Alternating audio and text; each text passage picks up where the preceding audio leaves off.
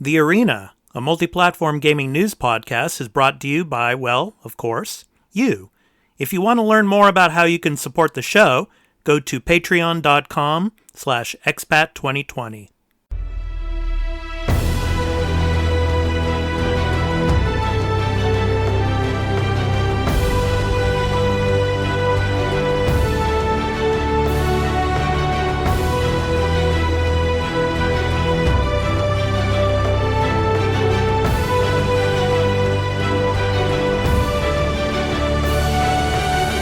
Hey everybody, this is The Arena, a multi-platform gaming news podcast. This is episode 6. I'm your host, Expat2020, along with my co-host Dan, the Retro Man. How you doing today, man? Thanks for asking. How are you getting on? You were getting yawn out there. It's still early here, but yeah. Yeah, I want to apologize about last week. We weren't able to do the episode last week because I had a splitting headache and I was out of it, man. It's just imagine having a drill put on your head and then someone drills into the left side of your brain. That's how it felt for me.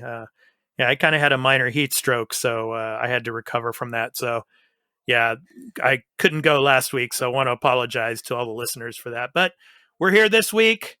We're ready to go. But before we talk about the games that we've been playing, I want to tell everyone out there that you can head over to the Arena, Multiplatform Gaming News Podcast, where you can find us on any podcast app as well as on Spotify. Yay! We are on Spotify now. So we've made it. We've actually become real now. Yeah. So just download your favorite podcast app or open Spotify and search for The Arena, Multi-Platform Gaming News Podcast. Subscribe, follow us, post a review, and leave us questions, comments, and feedback if you like, if that feature is available there, and spread the word about the podcast. We also have a website on the Podbean app for iOS and Android services at expat2020.podbean.com, where you can follow us and leave questions and comments as well. Also, if you would like to support the show and get early access to every episode and listen ad-free along with other perks, please visit patreon.com/expat2020 for further details. Finally, the podcast will be uploaded to my YouTube channel at Expat2020 Gaming, so you can go there to listen and subscribe and click that notification bell for future podcast episodes, and also leave any comments or questions you might have that we might read on future episodes. So, Dan, what have you been playing this weok? Are you still driving buses? Not as much. I've played and finished Doom Eternal, which turned out to be pretty poo. Doom Eternal. Yeah, really? What a letdown. What a massive disappointment that was. Wow. Oh. Why was it a massive letdown for you? It shot its bolt in the first 2 hours. And after that point, you'd seen everything there was to see in the game. The final... I didn't finish it. I never finished it. The final boss was such an overwhelming chore that I just turned it off and started playing something else, and I haven't been back to it since. It's a giant bullet sponge boss. So there's a giant boss. You've got to shoot 8 weak points, and when you shoot those 8 weak points, it goes, hey, do that all over again. And you're like 15 minutes in at this point, and like a half-hour boss, I'm good, I'm out. So, not on the head. But I also finished Deadly Premonition Origins on the Switch, which was actually really good. It's utterly bananas, but it's a lot of fun. So now you're ready for Deadly Premonition 2. I've heard very bad things, so I'm gonna be unbraced for that one. It should be good. Yeah. So the PlayStation 2 version, when I say PlayStation 2 version, that's exactly what it looks like, a PlayStation 2 game. I'm fine with that. I mean, the Premonition Origins on the Switch looked pretty ropey. Some of the compression, like a Switch cart can hold quite a lot of data, like way more than a DVD, but for some reason on this Switch version they've downsampled all the FMV and all the audio. Like the people speaking sound like they're talking through a towel. It's pretty bad, but the game itself is bananas but awesome. I can't recommend it enough. It's absolutely crackers. Yeah, I mean the dialogue that's in it, Oh my it's god, yeah, really out there. I mean, I love it. It's yeah. interesting. So, What have you been playing?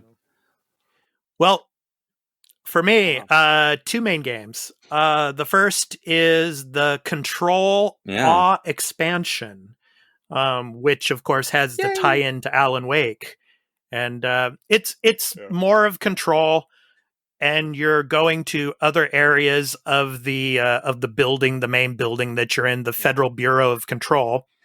And there's another main boss that you have to basically chase around the building. Um, it's fun to play, and the cutscenes have a lot of Alan Wake in it. So if you're a fan of Alan Wake, you'll love Awe. It's very fun to play and delve into a little bit of what Alan Wake has been up to the past 10 years. It's pretty cool. The second game I've been playing is Tell Me Why by Don't Nod Entertainment. They're the same developers as Life is Strange. And the cool thing about this game, I mean, the art style is the same as Life is Strange, but the two characters, it's really interesting because they're delving into the transgender issue in this game. So basically, one of the two main characters is now a man who used to be, female before. And it basically deals with their past and going back to their childhood home because they have to sell it. And they're just going through everything in the house and going through memories and how the mother dealt with the transgender issue. So it's really, really cool. I'm going to start episode 2 probably tomorrow or Monday. It came out yesterday, and then episode 3 comes out next week on Game Pass. So it's kind of, they've been releasing it, in kind of like a weekly fashion.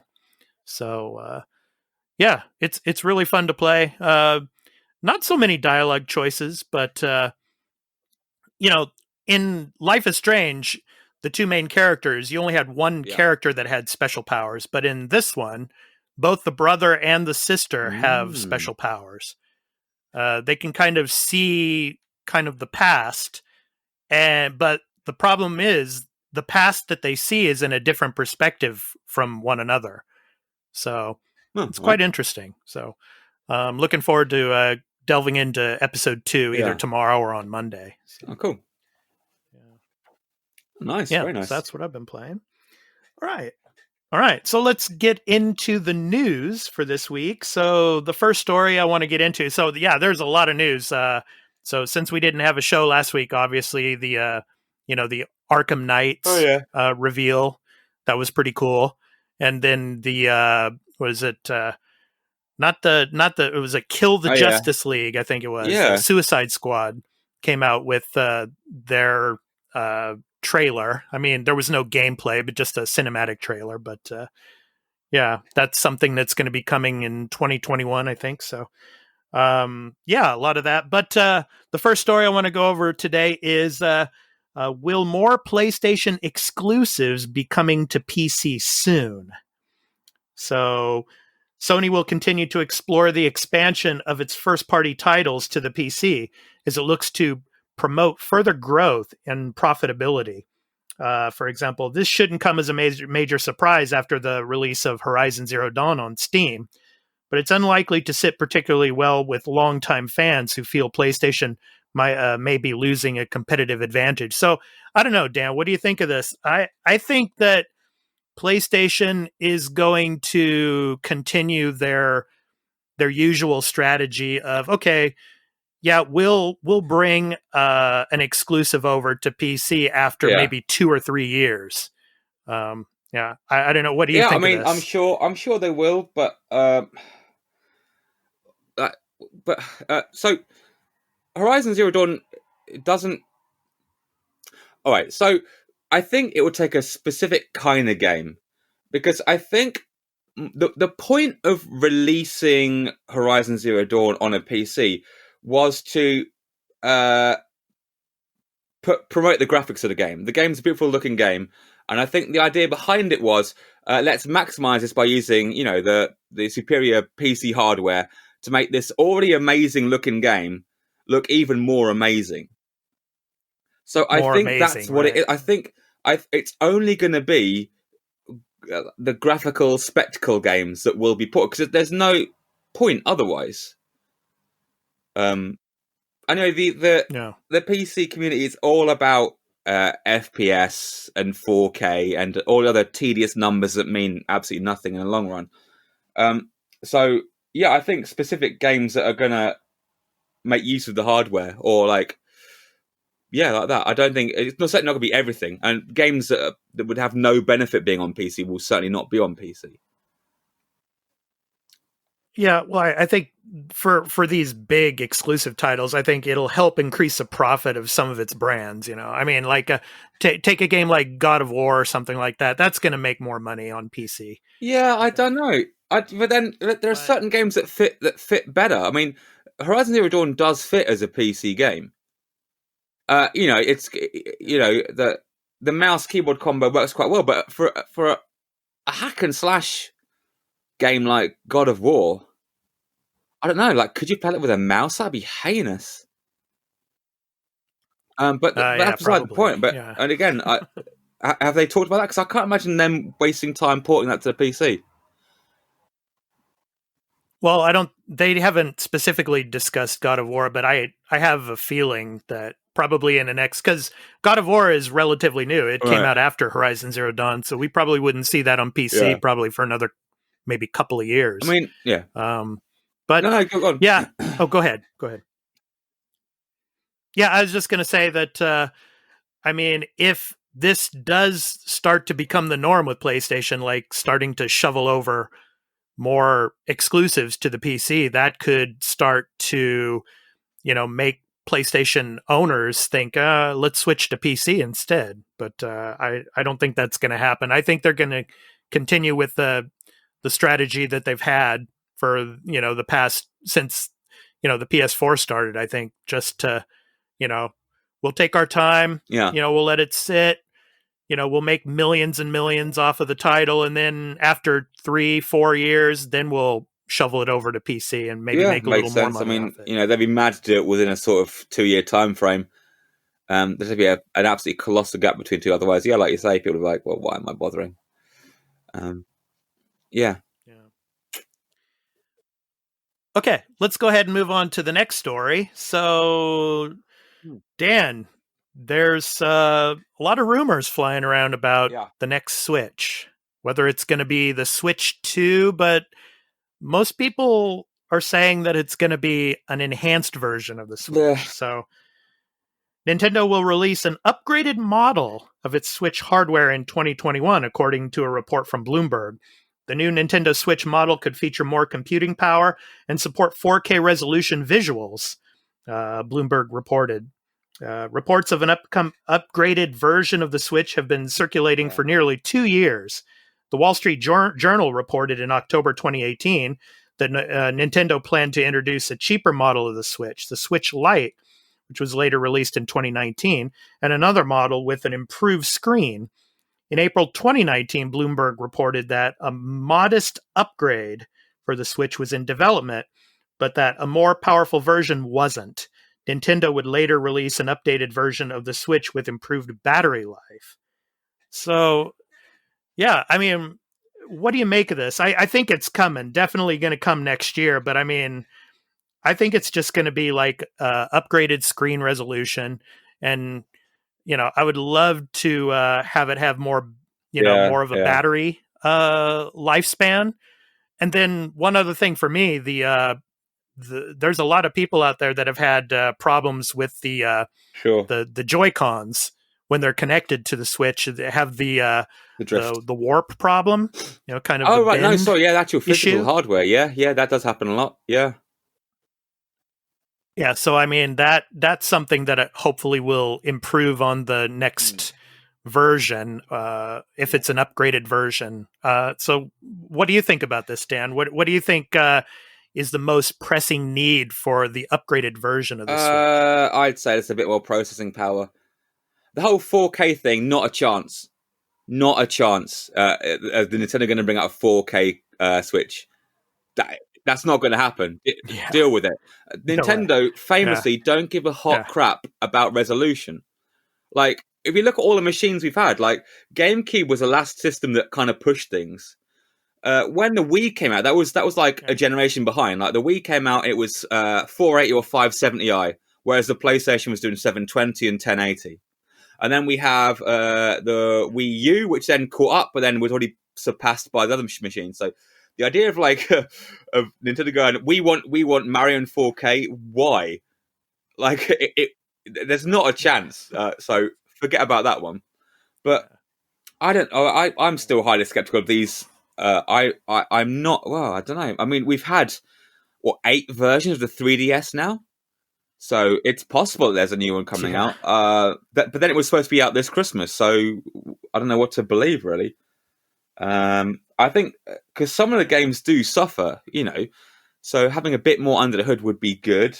Certainly not a hardware revision, not a new unit would be all right.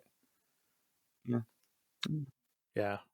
I think like a revised battery is a must. Well, I never really play mine in handheld mode, but yeah, that'd be good. I can't think else what you'd really do with it other than just give a bit more beef.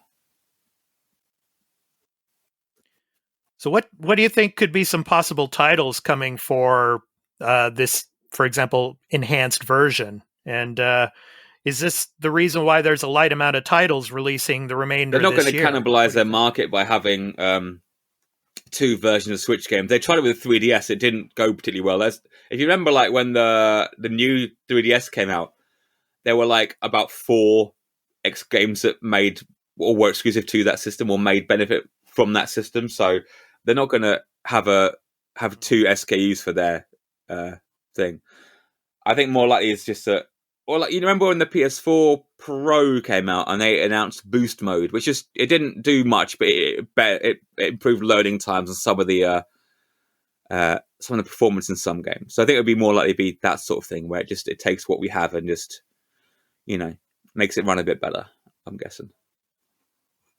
Yeah, I'm thinking maybe the next Zelda could be a possible release for an enhanced version of the Switch. I mean, maybe. Yeah, probably. Because if it's, yeah, I mean, because if it's mid next year, like late spring to early June next year when this thing comes out, I think Zelda might be ready by then. I don't know. We'll see, but it won't be ready by this Christmas. That's for sure.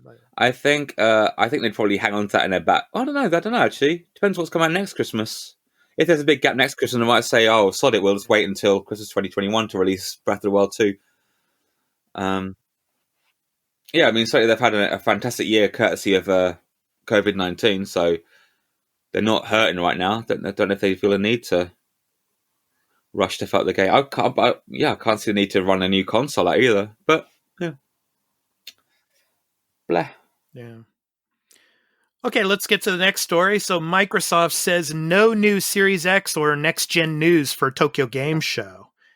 In a new tweet, Xbox clarified that it will have no new next-gen news to share during its Tokyo Game Show lineup. Instead, it will focus on Japanese games and creators, updates for Microsoft Flight Simulator, and the Japanese Minecraft community. The Tokyo Game Show is viewed in many countries, but it's obviously a Japan-centered event. And with Japan being one of the smaller markets for Xbox, it makes sense that the company isn't bringing any bombshells. At the same time, key details have been shared in abrupt blog posts and tweets in the past few months, so nothing's off the table for a potential reveal. So, yeah, I mean, this is not surprising. I don't know how Xbox is going to do this coming generation in Japan. I mean, Phil Spencer has already come out and he said that we want to launch day one in Japan as well. And he's been working really hard to try to, build more relationships with the Japanese developers. And he has had some successes with being able to get some titles onto Game Pass, like, for example, the Yakuza series and, Dragon Quest is going to be on Game Pass as well. But I don't know, man. I don't know. How do you think Microsoft will be able to increase market share out here in Japan in the next generation? What do you think their strategy should be? I don't know. I mean, you're asking. Yeah.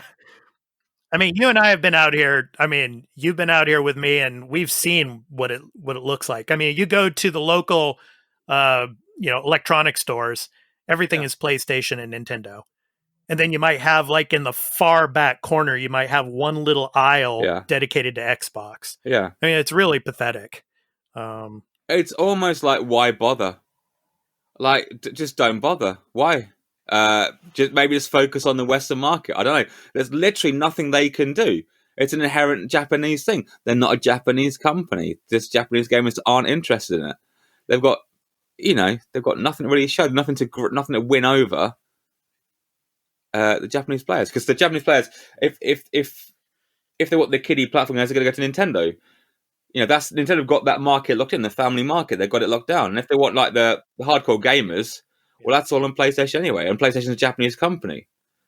So the only thing I can see is, I mean, since, there's a ton of mobile gamers out here, if they can get xCloud, pumped out to a lot of mobile gamers, that might be the only potential, way of gaining a market share out here. Maybe.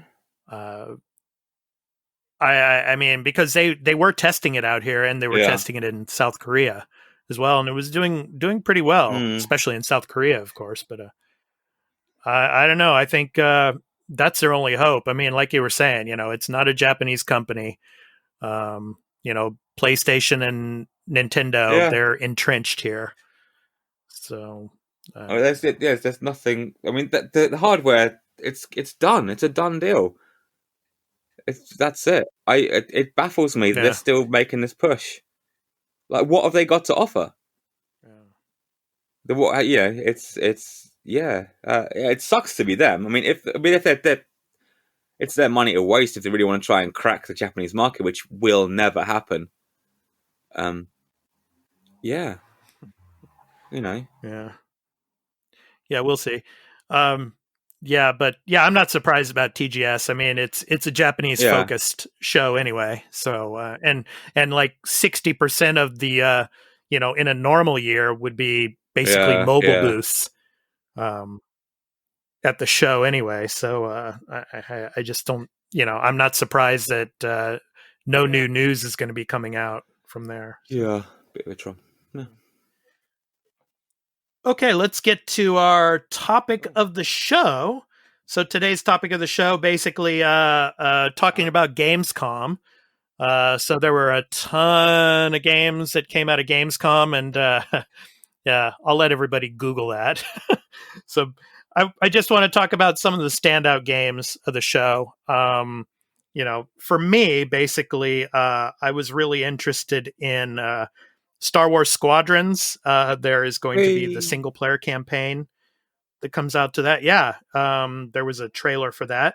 Fall Guys Season 2. There was a sneak peek of that. And Fall Guys is still doing really well. And there's going to be a medieval theme for Season 2. So new rounds, new costumes, things like that.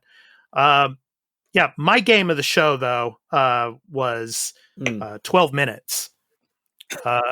Which is an indie title, and Daisy Ridley of Star Wars fame and James McAvoy and William Dafoe are going to be the voice actors in this game.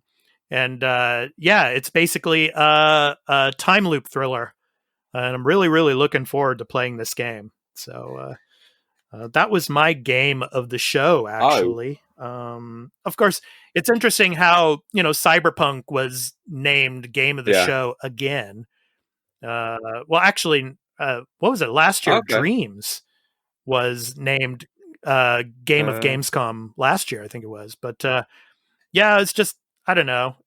Cyberpunk, it's been out for a while now. People have seen it and they anticipate it and all. But I mean, 12 minutes. I mean, this is something. It was shown last year briefly at E3, I think it was. But it's going to be coming soon. It's going to be coming to Xbox and PC. So it'll be a day one Game Pass title. So I'm really looking forward to that. And then, of course, they showed more of Call of Duty. and they showed a long trailer for that, and of course it's focused on the Cold War, and you get to see Reagan. Yeah. In, Oh yeah, I saw that a really uncanny valley version of Reagan. That was good. That was brilliant. Yeah. And then another game, Unknown 9 Awakening. Basically, it was a teaser trailer, but that looked pretty cool. The graphics looked, pretty interesting in that as well. And then, of course, Ratchet and Clank, the new Ratchet and Clank that's coming out for PS5. Yeah. I wanted to ask you about that, man. I mean, how next gen do you really think that game looks? You're asking the wrong guy. It looks okay. I don't know. I've not seen that much of it, but I what I saw, it didn't look that great a leap from the one we already had in the PS4. But I mean, how far can you go with cartoon, rabbit things and his robot buddy?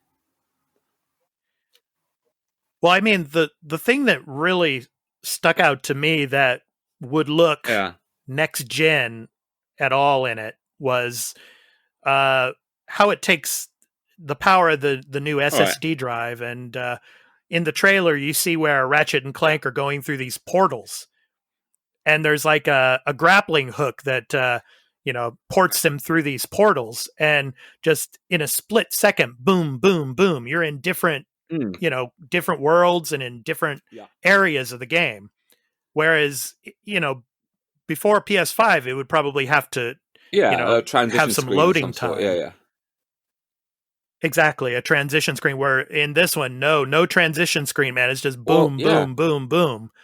And that really stood out to me. I mean, but other than that, I mean, it's more Ratchet and Clank. I mean, I couldn't tell, it could be a PS4 game, actually. Well, yeah, but well, I don't know, I'm no expert, but, there's a limit to what you can do with the graphical style of the game. Some graphical styles, just don't require, mentally impressive graphics. I don't know. But that's one of the key features of the PS5, isn't it? It's saying like no loading screens or very minimal loading times. Oh, that SSD is going to be awesome. I mean, just maybe 1 second. Yeah. Or 2 seconds at the most. I mean, boom, boom, boom. Yeah. It's going to be cool, hopefully. Yeah. So, I mean, I know, Dan, I know you're not much of a, new AAA type of gamer, but I mean, from what you saw of Gamescom, what stood out to you? I mean, what game, would you say was your game of Gamescom this year? The Turrican collection's coming out. Turrican is a game from the Amiga from like 1990, and they're coming out on Switch. Brilliant, I'll have them. Great.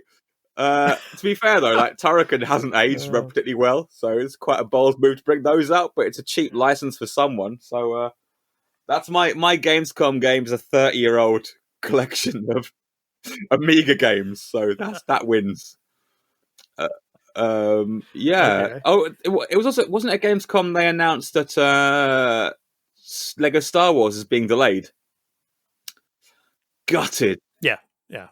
Yeah, and they also actually the Sims 4, I think it is. It has some of the Star Wars characters, and that's out now actually.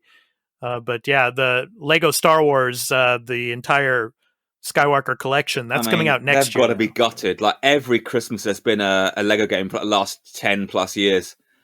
Like they're going to miss out on some nutty sales. I feel quite sorry for them because they needed that to come out like now. Make the most of Christmas, but it's going to be dumped out in the world like April. I think it's going to hurt them sales wise. That's unlucky.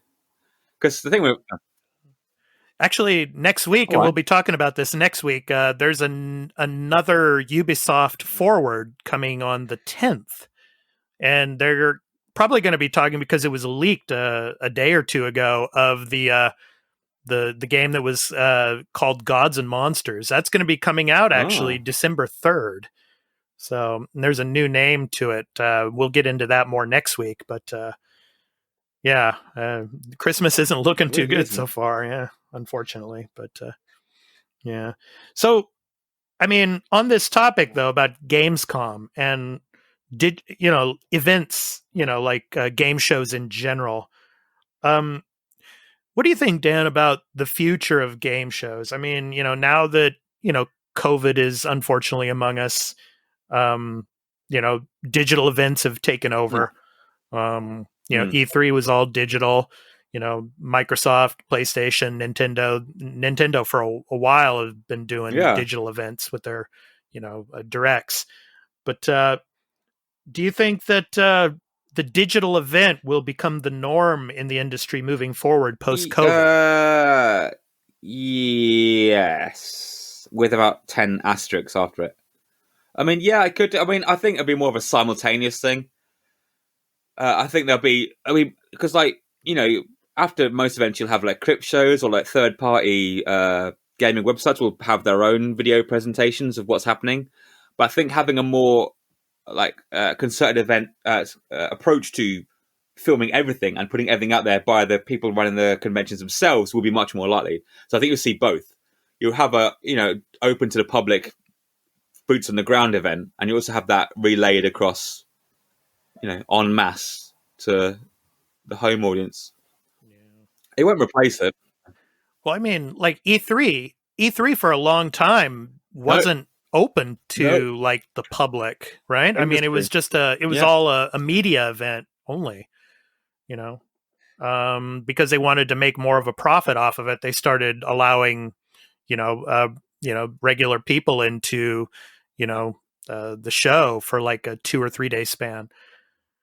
Yeah, I don't know, man. I think if it does go back to a traditional style event, it's going to be a lot different. I mean, you're going to see hand sanitizers everywhere. You're probably going to have stricter rules when it comes to like playing demos or something like that.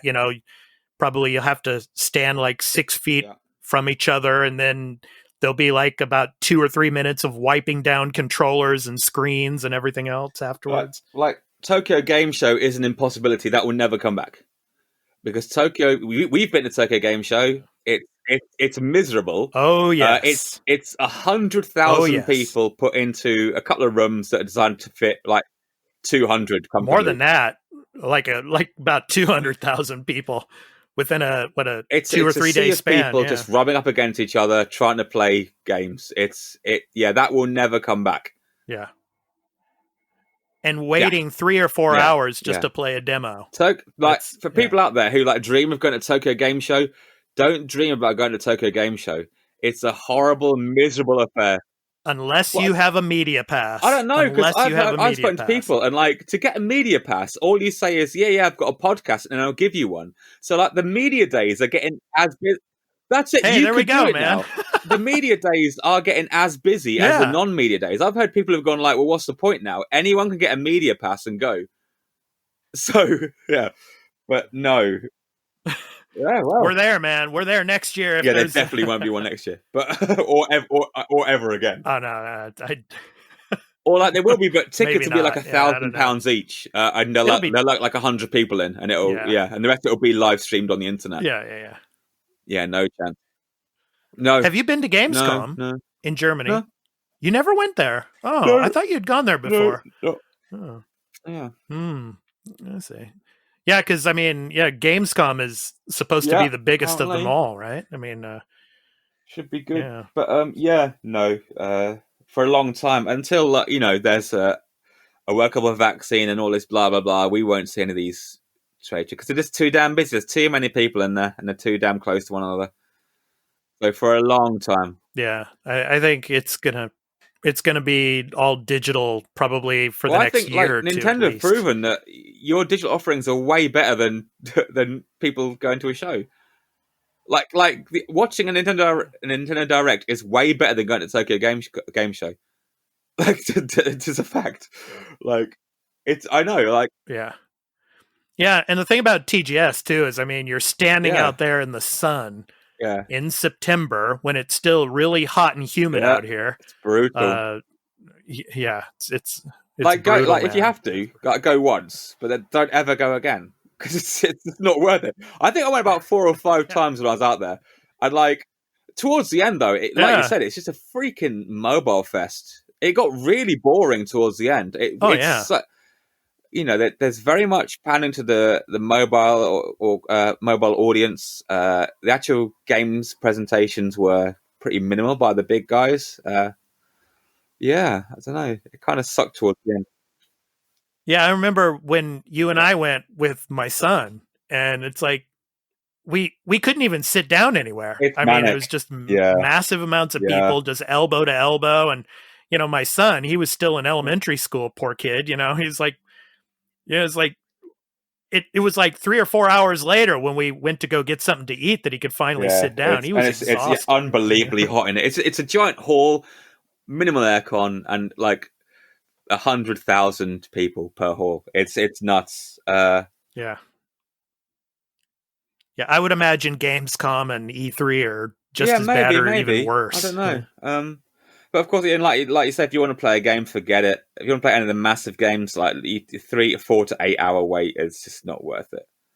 But yeah, I played in a few things. What did I play? When I went, the first time I went, I think I played Mass Effect 3. That's when I first went, and it was not going to be out for a while, but it's like a little playable demo. Mass Effect 3. That was quite cool. But like, yeah.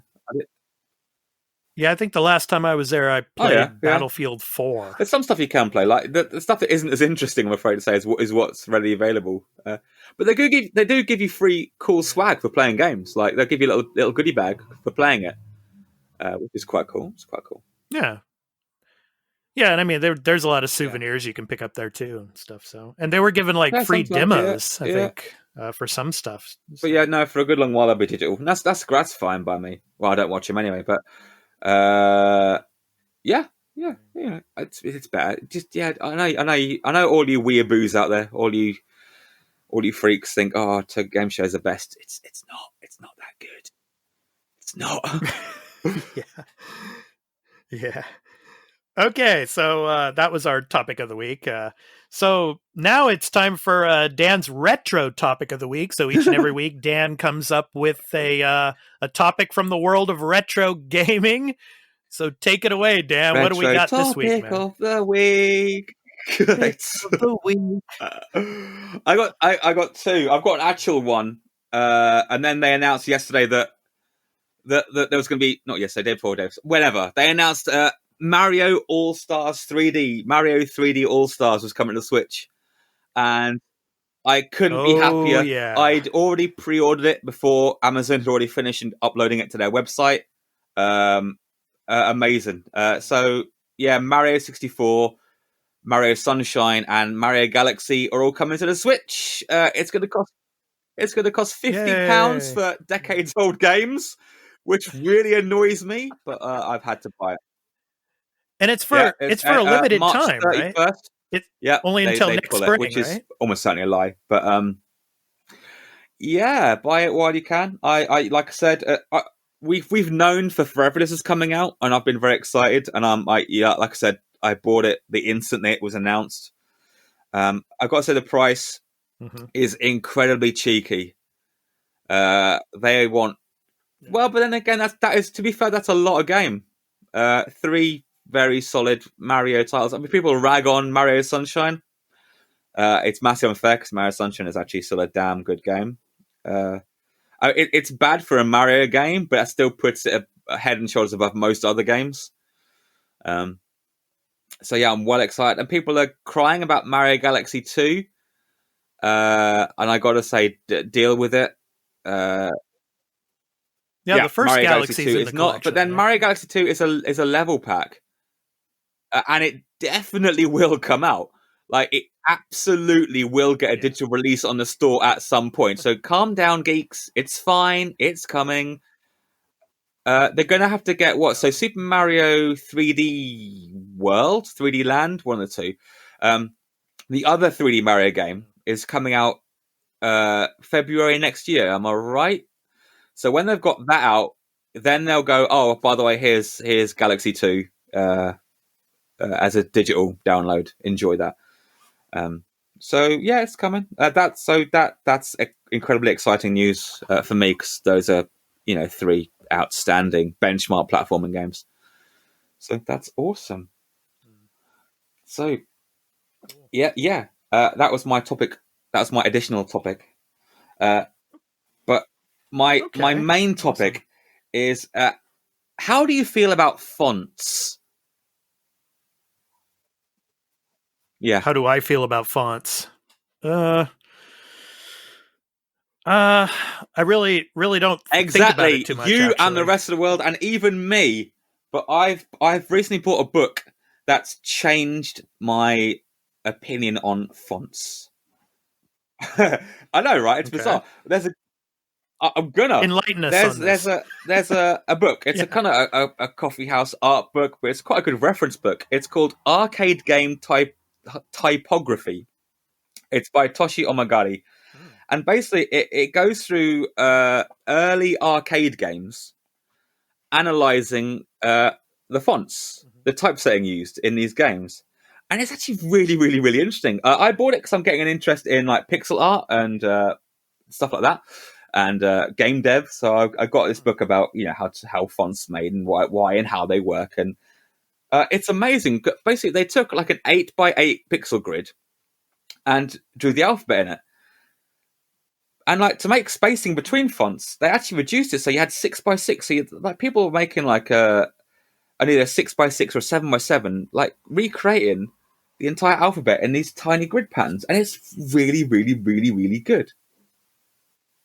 So yeah, if you're interested in arcade fonts and typography, check out Arcade Game Typography by Toshi Omagari, published by Thames and Hudson, at least in the UK it is. Yeah, it's a cracking read, and they're all there. So it's all the heavy hitters from the arcade days have had their fonts pulled and recreated in grids to see how and why they work. There's no hiragana or katakana, so it's all Roman, Western alphabet. Yeah, exactly. So Romaji, it's really cool. Yeah. Like guys like Dynamite Ducks are in there, Black Panther's in there, all the Atari games, the classic Atari fonts represented well in there.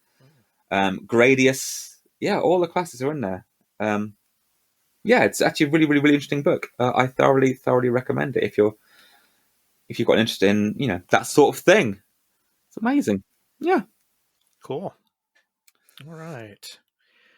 Okay, so that was the retro topic of the week by Dan. So each and every week, Dan comes up with a retro topic in the world of retro gaming.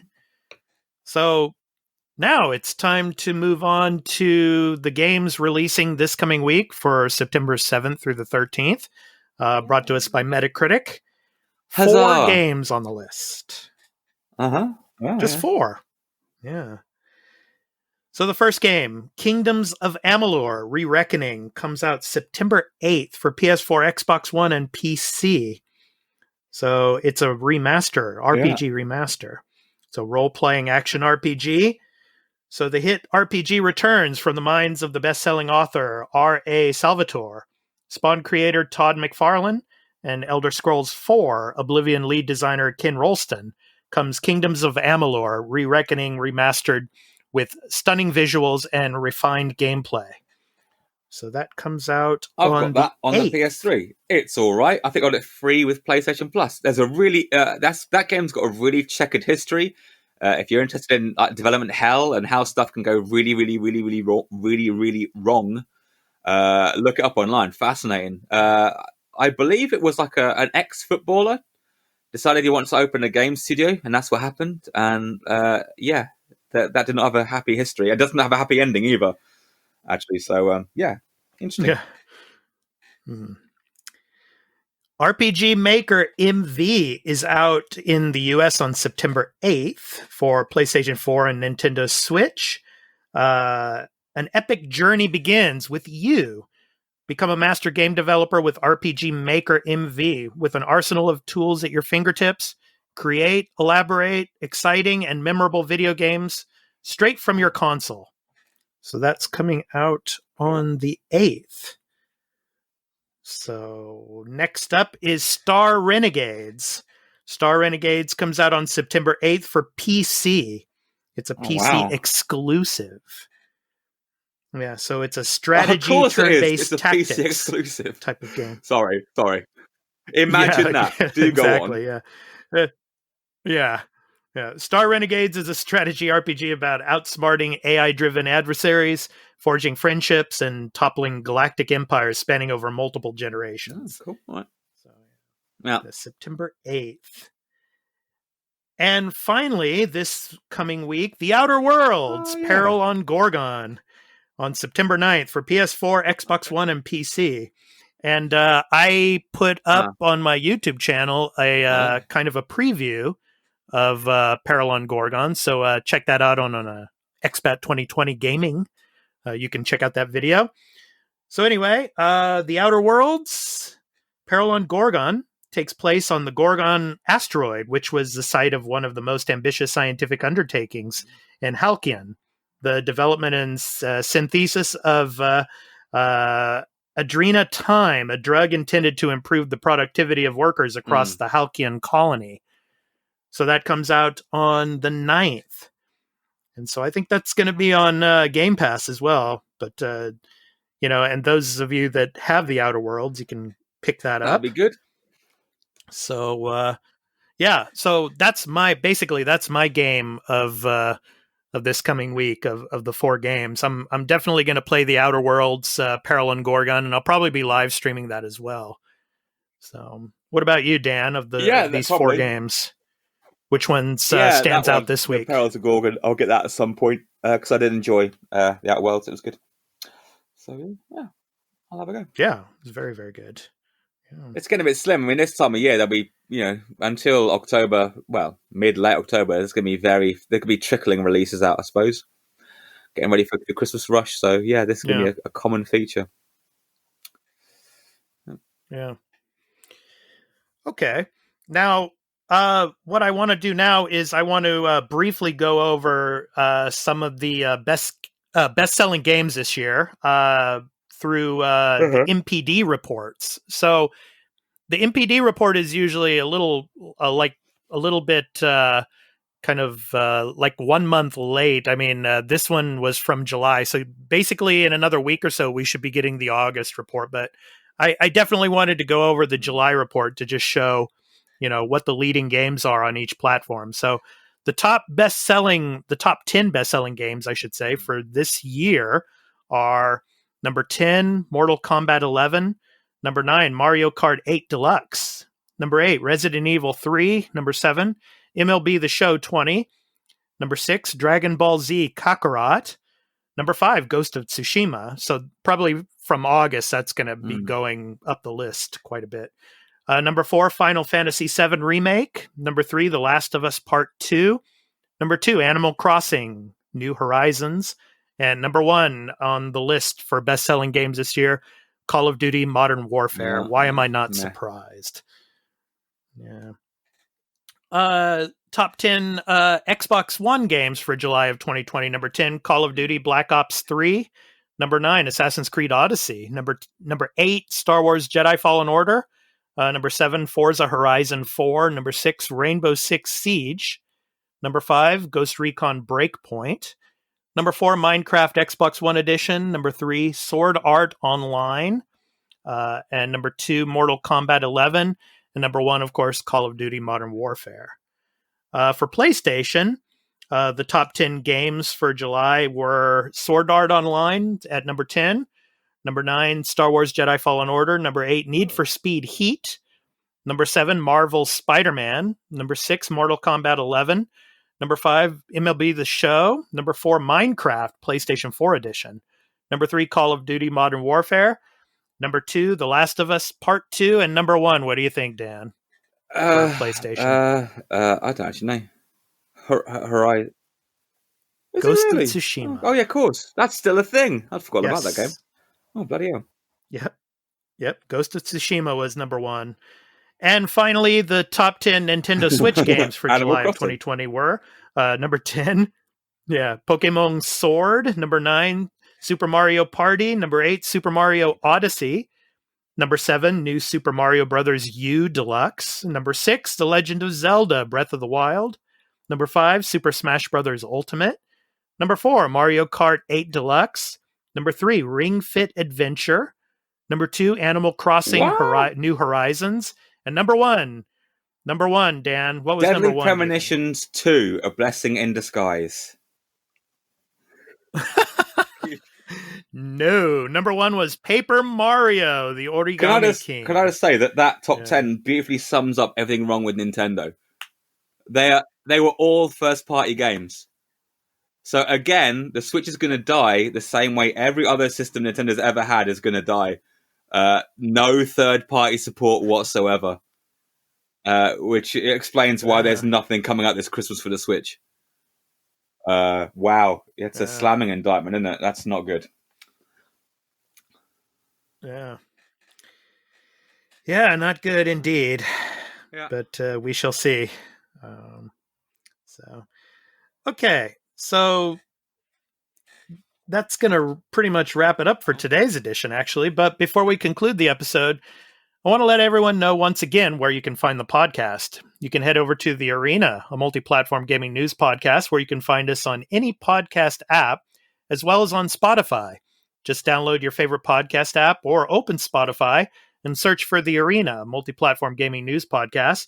Subscribe, follow us, post a review, and leave us questions, comments, and feedback if you like, if that feature is available there, and spread the word about the podcast. We also have a website on the Podbean app for iOS and Android services at expat2020.podbean.com, where you can follow us and leave questions and comments as well. If you'd like to support the show and get early access to every episode and listen ad-free along with other perks, please visit patreon.com/expat2020 for further details. On social media, you can follow me on Twitter and Instagram at expat_2020 and on my YouTube channel, Expat2020 Gaming. You can see my latest videos related to new game releases, game trailer impressions, as well as this podcast. You can also find me on Facebook at Expat2020, and I have a Discord named the Expat2020 Arena, where all of you are welcome to discuss anything and everything related to video games, as well as leave questions and comments for the podcast. Finally, I'm a live streamer and a Twitch affiliate, and you can catch my live streams on twitch.tv/expat2020, as well as on my website for content creation at expat2020.live. And Dan, I actually took your advice on my Twitch streams, and I moved the camera to the left side like you were discussing. So. I'm glad. I can probably watch it now. Yeah. Okay, so Dan, where can... Oh, I'm sorry. No, I'm good. Were you going to add something? Okay, so Dan, where can people find you on social media? Come on! Yes, they can. I have a YouTube channel which I'm currently in the process of rebranding, which is why I'm not posting anything at the moment. But I have a channel called Press Start to Game, and it is on YouTube. That's on YouTube. I have an Instagram, right? but also I'm kind of bored of Instagram. I don't really get it. I'm too old for this stuff. And just disinterested. But So once I finish my rebranding, I'm going to post a bit more on my YouTube channel and do some cool stuff. Or most of it already. I guarantee you, if you have zero interest in AAA, my channel is the place to be, because I don't any of that nonsense. Yeah. And if you're into AAA stuff, my Twitch channel is the place to be, because I'm playing a lot of the newer titles, like, for example, Tell Me Why and Awe Expansion, things like that. So, yeah. Okay. And hopefully in the next couple of weeks, we might have another guest come along. And also, we want to thank Corellian Jedi for coming last week, or 2 weeks ago. What a lovely man. That was a blast, yeah. Yeah, we can hopefully we'll have him soon, as well as some other guests as well. So, to end the show today is our indie recording artist spotlight of the week. And this week, our indie recording artist is uplifting indie pop musician, singer, songwriter, composer named John Coggins, who is based out of Los Angeles, from his album titled Heart and Soul. And the name of the song is called Good to Be Alive. This is Expat 2020, along with my co-host Dan. This has been The Arena, a multi-platform gaming news podcast. We hope to see you in the next one. So take care, everybody. Peace. Bye-bye. Out.